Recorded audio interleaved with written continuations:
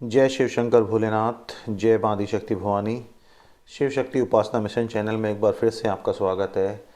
आज के इस नाथ संप्रदाय सीरीज में हम लेकर आए हैं गुरु गोरखनाथ जी के बारे में। गुरु गोरखनाथ जी कौन थे, कहाँ इनका जन्म हुआ और क्या इनके जन्म से जुड़ी हुई या इनके जीवन से जुड़ी हुई भी अनेक कथाएँ प्रचलित हैं। उससे पहले अगर आपने हमारे शिव शक्ति उपासना मिशन चैनल को सब्सक्राइब नहीं किया है तो आज ही कर लें, ताकि हमारे आने वाले वीडियोस की आपको समय पर जानकारी मिल सके। देखिए, गोरखनाथ जी के बारे में कहा जाता है कि नाथ योगियों में गोरखनाथ जी का यश जो है सबसे ज़्यादा प्रचलित है, सबसे ज़्यादा फेमस यही है। और एक अंदाज़ा लगाया जाता है कि आज से एक सहस्त्र वर्ष पूर्व 10वीं शताब्दी में इनका जन्म हुआ था। और जगत गुरु शंकराचार्य जी के बाद इन्हीं को धर्म प्रचारकों में बहुत ही मुख्य स्थान दिया जाता है। इन्होंने लगभग 40 के आसपास किताबें भी लिखी हैं। और इनके गुरु मच्छिंद्र नाथ जी हैं और उनका बड़ा ही नाम, उन्हीं के प्रमुख शिष्य ये माने जाते हैं। और अपनी यश कीर्ति में, मान सम्मान में तो कहीं अपने गुरु से बहुत आगे निकल गए। भारतवर्ष में, बल्कि नेपाल में और आसपास पूरे विश्व में जहाँ भी हिंदू धर्म का, सनातन धर्म का प्रचार है, कहीं कोई ऐसी भाषा नहीं है जिसमें किसी न किसी रूप में गुरु गोरखनाथ जी का उल्लेख ना हो। नाथ पंथ के तो सबसे प्रमुख वो माने जाते हैं। और गोरखनाथ जी का जन्म भी जो हुआ था ना, वो मच्छिंद्र नाथ जी के आशीर्वाद से ही हुआ था। इनको हरि नारायण का अवतार माना जाता है। और कहते हैं कि मच्छिंद्र नाथ जी एक बार चंद्रगिरी गांव में भ्रमण कर रहे थे। वहीं पे किसी सरस्वती नामक वंध्य स्त्री ने उनसे संतान प्राप्ति के उद्देश्य से आशीर्वाद मांगा। और मच्छिंद्र नाथ जी ने उनको आशीर्वाद भी दिया, भभूत दी खाने को। लेकिन वो सरस्वती माई ने अपनी पड़ोसने की बातों में आके वहम करके उस जो भभूत को है एक गड्ढे में फेंक दिया, जहाँ पर कि गोबर में फेंक दिया। अब सूर्य मंत्र द्वारा अभिमंत्रित थी वो भभूत, लेकिन उसका प्रभाव कैसे खाली जाता। जो 12 साल बाद गुरु मच्छिंद्र नाथ जी जब लौट के आए तो उन्होंने उसी स्त्री से दोबारा पूछा कि भी वो पुत्र जो दिया था मैंने, या पुत्र का जो आशीर्वाद दिया था, वो कहाँ है, कितना है, मैं उसको शब्द देना चाहता हूँ, आशीर्वाद देना चाहता हूँ। जब उस स्त्री ने बताया कि उसने तो डर के मारे स्त्रियों की बातों में आकर उस भभूत को फेंक दिया था, तो उन्होंने उस स्त्री को लेके भी, मुझे वो जगह दिखाओ जहाँ पर उस भभूत को फेंका था। वहाँ पे गए और वहाँ पे जब उन्होंने बालक को आवाज़ लगाई और उसको बुलाया, तो वहाँ से उस बालक ने बोला कि भाई मैं तो इस गोबर के नीचे दबा हुआ हूँ, या जो गाय का गोबर है उसके नीचे, वहाँ से आप मुझे निकालिए। जब उनको निकाला, साफ सुथरा किया, तो यही कहते हैं कि बालक वहाँ पे जीवित अवस्था से बाहर निकला और इसी बालक का नाम गोरखनाथ रखा गया। और सूर्य मंत्र से अभिमंत्रित भस्म खिलाई थी, तो कई जगह इनको गोरखनाथ जी को सूर्यपुत्र भी कहा जाता है। गुरु गोरखनाथ जी, या कहिए कि गोरक्षनाथ जी को, गोरखनाथ जी प्रथम शताब्दी के नाथ योगी माने जाते हैं। और राजा भर्तृहरि और विक्रमादित्य के समय भी थे। गुरु गोरखनाथ जी ने पूरे भारत का भ्रमण किया है, अनेक ग्रंथों की रचना की है। इनका विशेष तौर पर मंदिर जो है उत्तर प्रदेश के गोरखपुर में स्थित है। और गोरखपुर के नाम पर ही, गोरखनाथ जी के नाम पर ही इस जिले का नाम गोरखपुर पड़ा है। और सेम ऐसे ही गुरु गोरखनाथ जी के नाम से ना नेपाल के गोरखाओं ने भी यही नाम पाया है। नेपाल में तो एक पर्टिकुलरली जिला भी है गोरखा, और वो भी इन्हीं के नाम पे कहा जाता है। कहते हैं कि गुरु गोरखनाथ जी सबसे पहले यहीं दिखे थे। और गोरखा ज़िले में एक गुफा भी है जहाँ गोरखनाथ जी के पैरों के चिन्ह मौजूद हैं, उनकी एक मूर्ति है। और हर साल कहते हैं कि वैशाख पूर्णिमा के दिन यहाँ पर एक उत्सव मनाया जाता है, मेला लगता है, और जिसे रोट महोत्सव कहा जाता है। रोट क्या होता है? गोरखनाथ जी को चढ़ाया जाता है खाने में। जो शंकर भगवान को ना नाथ संप्रदाय का संस्थापक या मेन कहा जाता है, जिसके आदि गुरु भगवान दत्तात्रेय थे। मतलब नाथ संप्रदाय के जो आदि गुरु हैं भगवान दत्तात्रेय को कहा जाता है। और भगवान दत्तात्रेय के शिष्य मत्स्येंद्र नाथ या मच्छिंद्र नाथ जी हैं। ये ध्यान धर्म और प्रभु उपासना के उपरांत ना भिक्षा मांगकर, भिक्षाटन करके अपना जीवन व्यतीत करते थे। उसी क्रम में एक बार, जैसे मैंने बताया कि गांव में गए थे, वहाँ पर उन्होंने पुत्र प्राप्ति के लिए आशीर्वाद दिया सरस्वती को, लेकिन उन्होंने नहीं खाई, फेंक दिया। उन्होंने कहा था कि मैं तुम्हें ऐसा पुत्र रत्न की प्राप्ति होगी जो आने वाले समय में बहुत ही धार्मिक होगा, जिसकी ख्याति देश विदेश में बढ़ेगी। उसके बाद वो तो चले गए, लेकिन उस स्त्री ने, सरस्वती माई ने उसको फेंक दिया, बबूज जो खाने को दिया था। अब जब दोबारा लौट के आए तो बहुत ही अजीब स्थिति हो गई उसके लिए। फिर जैसे तैसे उन्होंने उसको उस स्थान पे दिखाया, वहाँ पर गुरु मच्छिंद्र नाथ जी ने जैसे आवाज़ लगाई, और तो वहाँ से वो निकल के आए, और बाद में उन्हीं का नाम जो है गोरखनाथ रखा गया। गोरखनाथ या गोरख शब्द का अर्थ क्या होता है? शाब्दिक अर्थ जैसे कहते हैं, देखिए गोरक्ष भी कहते हैं इनको, गोरख भी कहते हैं। ज़्यादा फेमस आज की तारीख में गोरखनाथ है। अदरवाइज़ वैसे स्पष्ट रूप से कहें तो गोरक्षनाथ के नाम से जाना जाता है। गायों को रखने वाला, गायों को पालने वाला, गाय की रक्षा करने वाला। सनातन धर्म में तो गाय का बहुत धार्मिक महत्व है। गाय के शरीर में ही कहते हैं कि 33 कोटि देवी देवता निवास करते हैं, और हमारी संस्कृति में गाय को माता के रूप में पूजा भी जाता है। इसीलिए कहते हैं कि गुरु गोरखनाथ जी का जन्म जो है ना, स्त्री के गर्भ से नहीं हुआ है, इनका अवतार हुआ है। और गुरु गोरखनाथ जी को ऐसा माना गया है कि ये हर युग में हुए हैं, तो इनको महान चिरंजीवियों में से भी एक गिना जाता है, माना जाता है। गुरु गोरखनाथ जी की समाधि जो है उत्तर प्रदेश के गोरखपुर नगर में है। यहाँ पे अपनी समाधि ली थी। बहुत ही बढ़िया और बड़ा भव्य मंदिर है बाबा का यहाँ पर। और कहते हैं कि कई बार इस मंदिर को तोड़ने की कोशिश भी हुई है, मुगलों ने कई बार तोड़ने की कोशिश की है, लेकिन फिर भी गोरखनाथ जी के आशीर्वाद से अपने पूरे गौरव के साथ, अपने पूरे मान मर्यादा के साथ मंदिर आज भी खड़ा है। बहुत समय तो ऐसा हुआ कि इस मंदिर की रक्षा के लिए नाथ संप्रदाय के साधुओं द्वारा अपनी सेना की टुकड़ी बनाई गई, उसके दिन रात रक्षा की। और जैसा मैंने बताया, नेपाल में भी एक गोरखा राज्य ही बाकायदा गोरखा स्थान है। गुरु गोरखनाथ जी यहाँ भी डेरा डाला था, उन्हीं के नाम पे इसका स्थान पड़ा है। वहाँ पे रहने वालों को गोरखा जाति के लोग कहा जाता है। गोरखनाथ जी का विशेष तौर पे नाम जो लिया जाता है, वो इसलिए लिया जाता है कि गुरु गोरखनाथ जी और गुरु मत्स्येंद्र नाथ जी ने मिल के पूरे नाथ संप्रदाय को एक किया, उसको एक सूत्र में बांधा, इसके बारे में बहुत सारा साहित्य बनाया, उनको एक हठ योग की स्थापना कराई। देखिए, ये नाथ संप्रदाय तो पहले भी था, लेकिन अलग अलग टुकड़ों में, अलग अलग खंडों में बिखरा हुआ था। कोई कैसे कर रहा है, कोई कैसे कर रहा है, लेकिन गुरु गोरखनाथ जी ने और गुरु मच्छिंद्र नाथ जी ने मिल के नाथ संप्रदाय को सिस्टमेटिक किया, सुव्यवस्थित किया, इसका विस्तार किया, इसको बढ़ाया, नाथ संप्रदाय का एकत्रीकरण किया। गुरु गोरखनाथ जी को हठ योग और नाथ संप्रदाय का प्रवर्तक भी इसीलिए कहा जाता है। इन्होंने अपने योग बल और तप बल से, कहते हैं कि चारों युगों में ये जीवित माने गए। गुरु गोरखनाथ जी और मत्स्येंद्र को 84 सिद्धों में प्रमुख माना जाता है। अक्सर देखा होगा, अगर आपने कोई नाथ योगी होता है, अलख आदेश या आदेश इस तरह करके इनमें प्रणाम किया जाता है, नमस्कार किया जाता है। इनकी कुछ विशेष चीज़ें भी हैं। चिमटा हुआ, ये बहुत रखते हैं, या और भी कई चीज़ें मैं आगे हमको बताऊंगा। गुरु गोरखनाथ जी को कहते हैं कि ये नाथ साहित्य के पहले आरंभकर्ता माना जाता है। शुरुआत में नाथ साहित्य की सर्वप्रथम शुरुआत इन्होंने ही की थी। इन्हीं के उपदेशों में योग और शैव तंत्र की पूरी व्याख्या दी गई है। इन्होंने पूरे भारत का भ्रमण किया, और जैसे मोटे तौर पे बताया जाता है, लगभग 40 रचनाओं को इन्होंने लिखा है। इनके जीवन के बहुत सारे प्रसंग आते हैं। त्रेता युग में भी कहते हैं कि श्री राम के राज्य अभिषेक में इनको निमंत्रण गया था, उत्सव में सम्मिलित भी हुए थे। द्वापर युग में भी कहते हैं कि जूनागढ़ गुजरात में गोरखमणि में इन्होंने तप किया था, और इसी स्थान पर श्री कृष्ण और रुक्मणी का विवाह भी संपन्न हुआ था। और गुरु गोरखनाथ जी ने ही देवताओं के अनुरोध पर इस विवाह में अपनी उपस्थिति दर्ज कराई थी। कलयुग में भी कहा जाता है कि राजकुमार बप्पा रावल किशोर अवस्था में एक बार घूमते घूमते जंगलों में पहुंच गए थे। वहां पे उन्होंने एक तेजस्वी साधु को ध्यान में बैठे देखा, जो कि गुरु गोरखनाथ जी थे। उनके तेज से प्रभावित होने पर उन्होंने उनकी सेवा आरंभ करी, और जब गोरखनाथ जी का ध्यान टूटा तो उन्होंने उनको आशीर्वाद दिया, एक तलवार आशीर्वाद के रूप में भेंट की।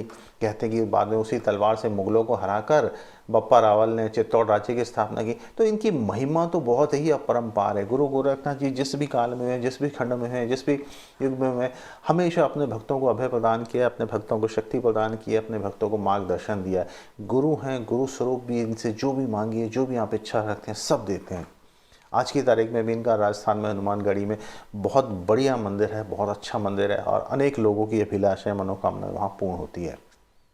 आज भी बड़ी संख्या में लोग जो है ना, गुरु गोरखनाथ जी के प्रति अटूट विश्वास और श्रद्धा आस्था रखते हैं, और ये सिर्फ ऐसा नहीं कि सिर्फ इंडिया तक ही है, नेपाल लगा लीजिए, पाकिस्तान लगा लीजिए, इधर आपका अफ़गानिस्तान लगा लीजिए, श्रीलंका साइड लगा लीजिए, इंडिया का कोई ऐसा हिस्सा नहीं है जहाँ गुरु गोरखनाथ जी की पूजा अर्चना ना कर। जितने भी नाथ संप्रदाय के लोग मिलेंगे, जितने भी शक्ति को पूजने वाले मिलेंगे, वो गोरखनाथ जी की पूजा ज़रूर करते हैं। यहाँ तक कि मकर संक्रांति के पर्व पे जो अपना गोरखपुर में मंदिर है, आप लाखों की संख्या में श्रद्धालु पहुँचे हैं, खिचड़ी का चढ़ावा चढ़ता है, बहुत कुछ है। तकरीबन तकरीबन नाथ संप्रदाय के प्रवर्तक रहे गुरु गोरखनाथ जी का ना हर जगह उल्लेख मिलेगा। परंपराओं में, जनश्रुतियों में, लोक कथाएं हम सुनते हैं, छोटी मोटी जो पुराने बुजुर्गों से कहानियां सुनते हैं, उसमें इनका किसी न किसी रूप में प्रचार प्रसार आता है। नवनाथों का किसी न किसी रूप में प्रचार प्रसार आता है। 84 सिद्ध जो इनके साथ चलते हैं, उनका प्रचार प्रसार आता है। कहते हैं कि गुरु गोरखनाथ जी अपने साथ 2000 शिष्य लेकर चला करते थे। इतना इनका बड़ा चमत्कार था, और कोई ऐसा नहीं कि भूखा रह रहा है, सबके लिए इंतजाम होता था। बहुत ही चमत्कारी और रहस्यमय गुरु गोरखनाथ जी को माना जाता है।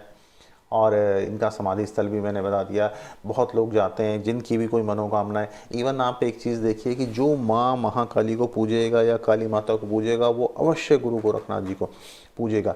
इनको आशीर्वाद है, माता की भक्ति से ही इनको है कि कोई भी माता बगैर इनके आशीर्वाद के नहीं चलती। वो गुरु की चाल में ही चलते हैं, गुरु जैसे बताते हैं उसी हिसाब से माता आगे चलती है। बगैर इनके कहे माता काली भी नहीं चलती हैं, इतने बड़े गुरु हैं ये। कहते हैं कि गुरु गोरखनाथ जी ने नेपाल और भारत की सीमा पर एक बड़ा शक्तिपीठ देवी पाटन में तपस्या की थी। वहाँ पाटेश्वरी शक्तिपीठ की भी स्थापना की है। गोरखपुर का मंदिर तो आप जानते ही हैं। इसी गोरखपुर मंदिर की कई उपपीठ भी हैं बांग्लादेश, नेपाल में, और भारत भर में तो पूरे छाए पड़े हैं। चाहे महाराष्ट्र चले जाइए, चाहे बंगाल साइड में चले जाइए, चाहे कामाख्या चले जाइए, चाहे साउथ दक्षिण भारत में चले जाइए, बहुत कुछ है, बहुत कुछ है। सभी 10 नामी और नाथ संप्रदाय के लोगों के बीच ना गोरखनाथ जी का बहुत महत्व है, और उनका ये मंदिर जो गोरखपुर में, ये भी अपने आप में बहुत ही महत्वपूर्ण है। देखिए, कहा जाता है कि गुरु गोरखनाथ जी ना साबर मंत्र के जन्मदाता हैं, या साबर मंत्र को इकट्ठा करने वाले, नए नए साबर मंत्र गढ़ने वाले। जब भी नाथ और 10 नामी संप्रदाय के लोग मिलते हैं, आदेश या नमो नारायण कह के एक दूसरे का अभिवादन करते हैं। और नवनाथ की जो परंपरा भी है, उसकी शुरुआत करने वाले भी गुरु गोरखनाथ जी ही हुए हैं। जैसे मैंने बताया कि शंकराचार्य जी के बाद गुरु गोरखनाथ जी को ही सबसे बड़ा संत माना जाता है। और इसी नाथ परंपरा में, गोरखनाथ जी की परंपरा में आगे चलकर कहते हैं कबीर, गजानन महाराज, रामदेवरा जी, तेजा जी महाराज हुए हैं। और गुरु गोरखनाथ जी के बारे में कहा जाता है कि माँ ज्वाला देवी के स्थान पर हिमाचल में इन्होंने तपस्या करके माता को प्रसन्न किया था। गुरु गोरखनाथ जी ने ही अनेकों नए नए तरह के प्रयोग अपने शरीर के साथ किए। हठ योग इन्होंने दिया है, कई अनेकों आसन इस तरह के इन्होंने दिए जिससे कि ध्यान, साधना, समाधि को आप बड़ी आसानी से कर सकते हैं। ये ऐसे ऐसे आसन करते थे, ऐसे ऐसे आड़े तिरछे आसनों का आविष्कार भी किया है कि लोग कहने लगे कि इन्हीं के चलते हुए कई कहावतें प्रचलन में आ गई। जब भी कोई उल्टे सीधे काम करता है तो कहते हैं ये क्या गोरख धंधा लगा रखा है, ये क्या है। ये सब इन्हीं के आसन को देख के इन्होंने इस तरह के हठ योग या आसनों का आविष्कार किया, निर्माण किया कि लोगों को बहुत ही आसान हो गया चीज़ों को। हठ योग इन्हीं का है। गोरखनाथ जी कहते थे, गुरु गोरखनाथ जी कहते थे कि सिद्धियों के पार जाकर भी शून्य समाधि में स्थित होना योगी का परम लक्ष्य होना चाहिए। मतलब समाधि से भी मुक्त हो जाना, अपने आप को, स्वयं को परम शिव के समान स्थापित कर लेना, ब्रह्मलीन हो जाना, जहाँ पे उस परम शक्ति का, परम देव का, ब्रह्म का अनुभव। हठ योग क्या है? कुदरत को चुनौती देकर कुदरत के नियमों से मुक्त होना ही हठ योग है। और जो नेचर देखिए दिखाई नहीं देती, उसे भी लांग कर अपने आप को शुद्धता में लाना, अपने आप को परम शुद्ध कर देना, वही हठ योग है। नवनाथ परंपरा है, कई सारे नवनाथ हुए हैं। चौरंगी नाथ है, गोपीनाथ है, चुनकर नाथ है, जलंधर नाथ है। तो इन्होंने आने वाले समय पे गोरखवाणी का अलग अलग प्रचार किया। एकेश्वरवाद पर बल देते थे, ब्रह्मवादी थे, ईश्वर के साकार रूप के सिवाय सिर के अतिरिक्त कुछ भी सत्य नहीं मानते थे। तो इन और जो नवनाथ हैं इनके बारे में भी आगे और वीडियोस में बनाऊंगा, उसमें आपको इंडिविजुअल इनका परिचय प्राप्त होगा। कई जगह देखिए गोरखनाथ परंपरा में ना नाथ शब्द को स्वामी भी कहा जाता है। कुछ लोग कहते हैं जी नाग शब्दी बिगड़ के नाथ, ऐसा अलग अलग लोगों की मान्यता है। पर वैसे भारत में योगियों की परंपरा बहुत ही प्राचीन रही है। जैसे नाथ समाज जो है ना हमारे हिंदू धर्म का अभिन्न अंग है, वैसे ही योगी भी अलग अलग रूप में एक तरह से सब मिक्स ही हो गया है। इन्हीं को अलग अलग नामों से कहीं योगी कह देते हैं, कहीं नाथ कह देते हैं। इनके तरीके भी अलग अलग हैं। कुछ कोई कानों में कुंडल, एक कुंडल डालता है, कोई दो कुंडल डालता है, कोई चिमटा रखता है। तो बहुत सारे इस तरह के चीज़ें। अब over a period of time क्या होता है ना, समय के साथ साथ चीज़ों में फ़र्क भी आ जाता है। कोई कुछ कहता है, कोई कुछ कहता है, लेकिन फिर भी 9 नाथों की परंपरा से ही 84 नाथ हुए हैं।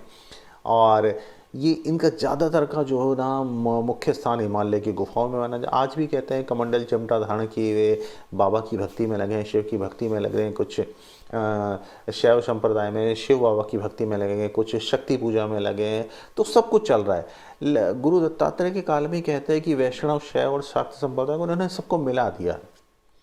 कई जगह जैन संप्रदाय में भी इसकी शाखा मिलेगी, तो बौद्ध धर्म में भी मिल जाएगी। तो काफ़ी चीज़ों का है। देखिए, नाथ परंपरा जो है वो कोई नई नहीं है। गुरु गोरखनाथ जी से पहले भी नाथ परंपरा रही है, गुरु गोरखनाथ जी से पहले भी योगी रहे हैं। लेकिन इन्होंने क्या किया, गुरु गोरखनाथ जी ने और गुरु मच्छिंद्र नाथ जी ने इस पूरे परंपरा को एक ढंग से लाइनअप किया, सुव्यवस्थित किया, उसको एक्सटेंड किया, विस्तार किया। जो गुरु गोरखनाथ जी संप्रदाय के बिखराव और इस संप्रदाय की योग विद्याओं को ना एक जगह एकत्रित किया, उनको एक बुक की फॉर्म में लाए, उनको किताबों की फॉर्म में लाए, उनको ग्रंथ की फॉर्म में लाए। पहले तो इस पूर्व में कहते हैं कि संप्रदाय का विस्तार जो है ना आसाम तक, उसके आसपास के इलाकों में ज़्यादा रहा। बाद में पूरे भारत में जगह जगह जहाँ जहाँ गुरु गोरखनाथ जी ने भ्रमण किया वहाँ मठ बने हैं, स्थान बने हैं, पीठ बनाए अलग अलग, माता की शक्तिपीठ की स्थापना की। अब समय के साथ साथ उनके बाद जो है आगे चल के संप्रदाय भी कई भागों में विभक्त हो गया। पहले गुरु गोरखनाथ जी से पहले अनेक संप्रदाय थे जो नाथ संप्रदाय में आके मिल गए। बाद में धीरे धीरे करके जैसे नवनाथ हुए, उनकी कुछ और परंपरा चली, पर ज़्यादातर और मैक्सिमम सब एक ही तरह के, मोटे तौर पे एक ही तरह की नाथ संप्रदाय को फॉलो करते हैं। 84 सिद्धों की जो परंपरा है उनमें से भी कहीं थोड़ा बहुत डिफरेंस मिलता है, लेकिन फिर भी सारे के सारे ये नाथ ही कहलाते हैं।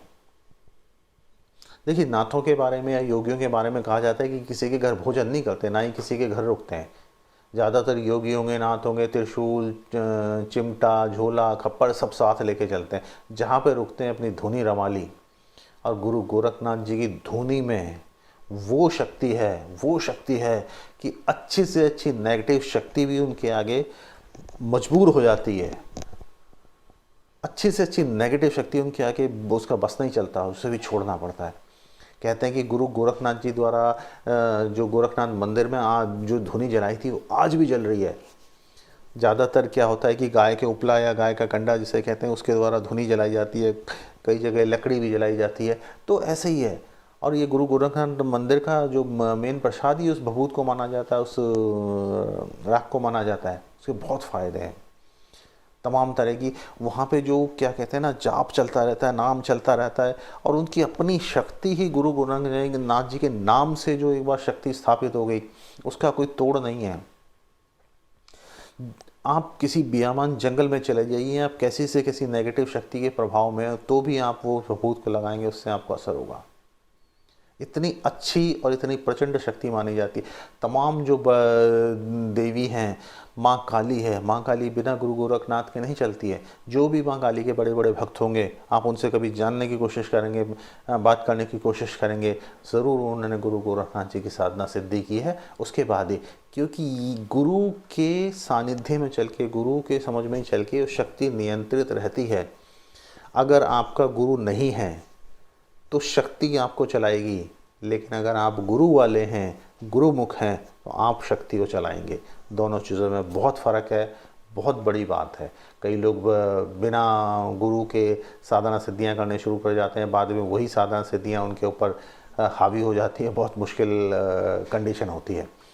गुरु गोरखनाथ जी का एक बढ़िया मंदिर नॉर्थ इंडिया में जो है ना, गोगा मेडी में है, राजस्थान हनुमानगढ़ में।